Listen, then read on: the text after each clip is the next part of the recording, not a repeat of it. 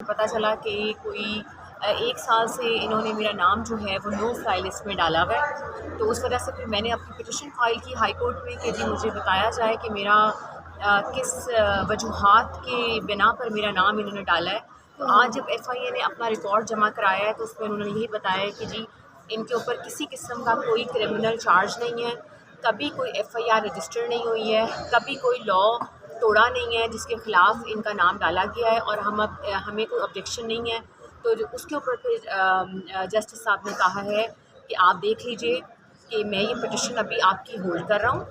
کیونکہ بہت سے ایسے واقعات ہوئے ہیں کہ ہم نے یہاں پہ آرڈر کیا ہے پیسنجرس کو جانے کا اپنے پٹیشنر کو، اور ان کو روک لیا گیا ہے وہاں پہ. تو اس کے اوپر انہوں نے کہا کہ اگر ان کو روکا گیا ہبہ فواد کو ٹریول کرنے پہ یا امیگریشن کے اوپر، تو میں انٹیریئر سیکرٹری اور آئی جی کو یہاں پہ طلب کر کے کنٹیمپٹ نوٹس کر دوں گا. تو اب انہوں نے کہا ہے کہ آپ جائیے اپنی عمرے کی ادائیگی یا جو بھی آپ کا ٹریول پلان ہے آپ کریے، اور مجھے آ کے رپورٹ بیک کریں کہ انہوں نے آپ کے ساتھ کس طرح کا برتاؤ کیا ہے، آپ کو روکا تو نہیں ہے یا کسی قسم کا مشکلات کا سامنا تو نہیں آیا. تو اب انہوں نے جو ہے ڈیٹ میری وہ مئی کے 2nd ویک میں انہوں نے دے دی ہے کہ آپ رپورٹ بیک کریں آ کے کہ کیا ہوا ہے آپ کا. تو ابھی اچھا تک تو